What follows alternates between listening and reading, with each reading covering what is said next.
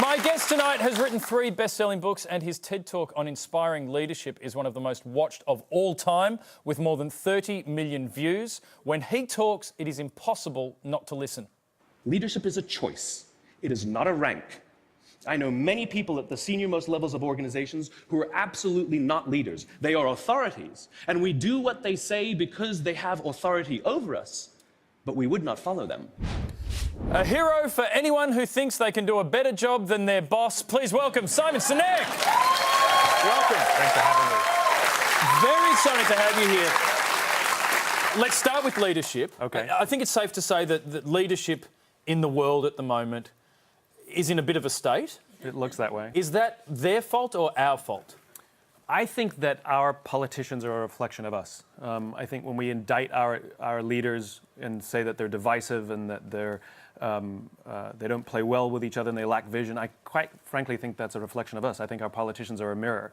And before we're so quick to criticize, I think we should look at ourselves and take some accountability. I think we're the ones that could be a little more open-minded to the ideas of others. I think we're the ones that could communicate across party lines and listen a lot better. Okay, so how do we do that? Because, I mean, when an election rolls around, there are professional political outfits just feeding us media all the time. I don't feel like Donald Trump ever picked up the phone and asked me to listen to any of his ideas. Well, Donald Trump was a rejection of the incumbency. I mean, we've had a very divided Congress for more than a decade, where it's become very left and very right and nothing in the middle. They've gotten nothing done. Their approval rating is something like 9%. I mean, it's really embarrassing.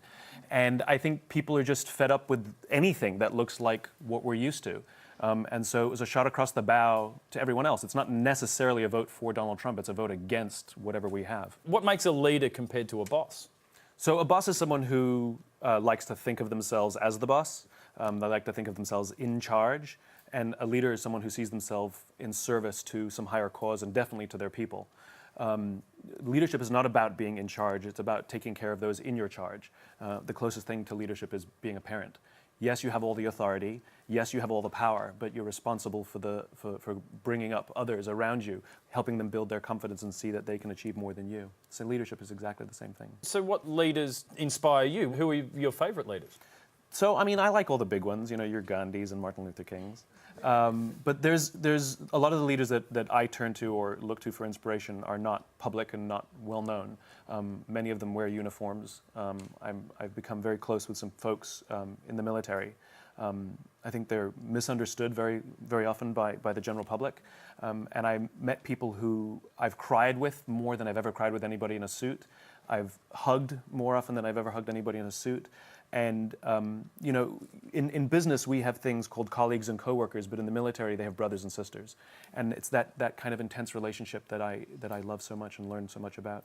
So you've learned a lot about leadership over your time, and you are a motivational speaker. You speak to... Inspirational speaker. Inspirational speaker. Yeah. Okay, so is that just because a motivational speaker sounds so 90s? Or is it... Yeah, it's just like, I didn't set out to be a speaker. I'm very, very lucky that I have ideas that people request me to come speak, but it's very self-helpy, the whole, you know, I think of, yeah, no, not me.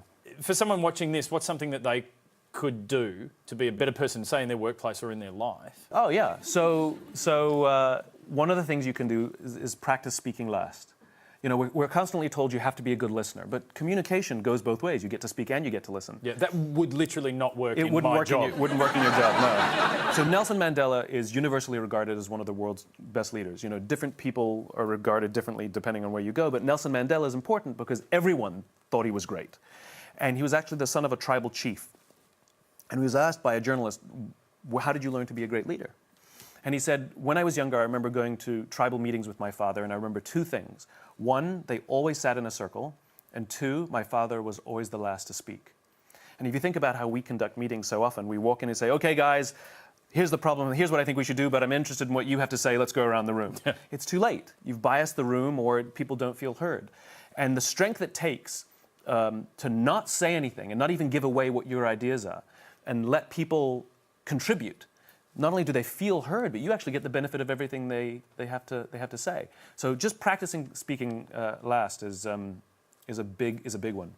Now, we've already heard in the show tonight that millennials aren't having enough sex, which is terrifying and important. But is the future in safe hands? Are millennials a good hope?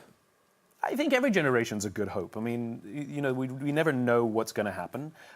They, like every generation prior to them, have been molded by the events of their upbringing. And there are some significant, important things that we have to remember. As great as technology is, it comes with a liability. The thing that concerns me most about the millennial generation is the addiction to technology. We're all addicted to technology, but they grew up with the addiction. And the statistics are sort of alarming, which is if you compare it to alcohol, and dopamine is the chemical that is released when we drink, smoke, or gamble that makes us actually addicted to those things. It's the same chemical that's released when our phones go buzz or bing. When somebody discovers alcohol and starts drinking prior to the age of 15, 40% of them will become alcoholics. If they just wait until they're, I think, 19, the number drops down to something like 8%. And so if we're giving open access to an addictive device like a cell phone or social media to kids under 15, the odds are incredibly high. 40% will have an addiction later on in life. And like all addiction, it means they'll struggle with human relationships, they'll struggle dealing with stress. And this is what scares me so much, which we have age restrictions on tobacco, we have age restrictions on alcohol and gambling, but we have no age restrictions on social media or cell phones. And yet it's just as dangerous. So I love millennials for so many things. They're so open to others. They're much more open than older generations to the sexuality or gender identity of others. They speak out when they work for a company that doesn't offer them a sense of purpose or cause. Older generations just suffer in silence and hate their jobs. It's called having a job. It's called having a job, yeah. That is part of it too, yeah. But, and so I love them and I'm hopeful for it, but I am concerned about the addiction and their ability to deal with stress as adults. A disproportionately high number will struggle.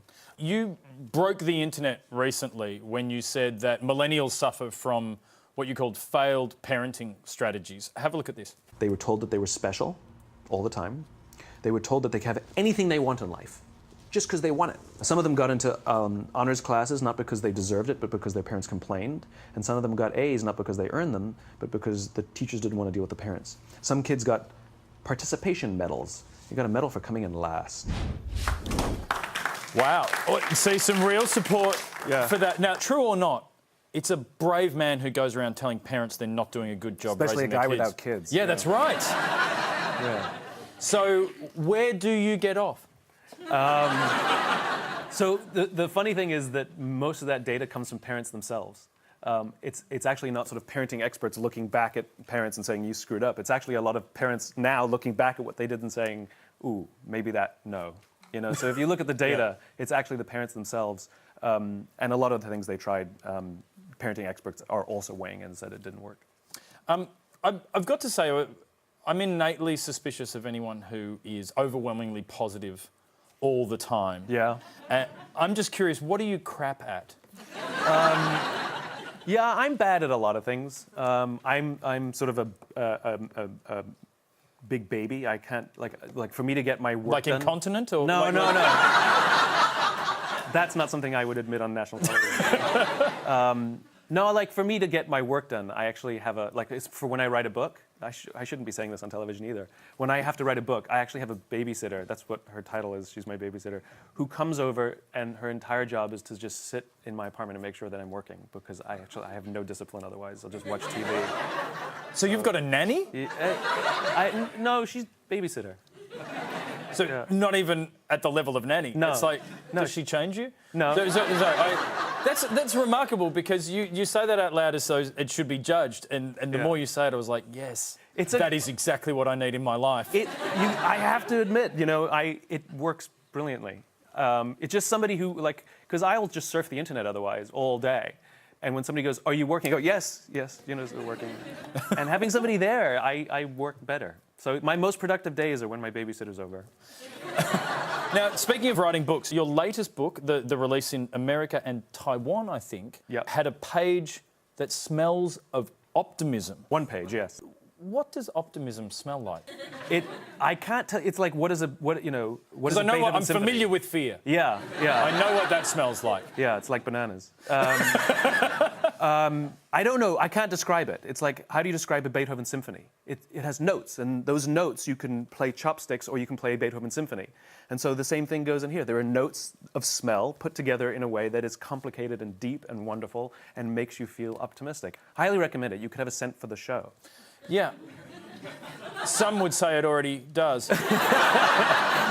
Simon has events in Melbourne and Sydney this week. Would you please thank Simon Sinek? Thank you so much. Thanks very much. Perfect.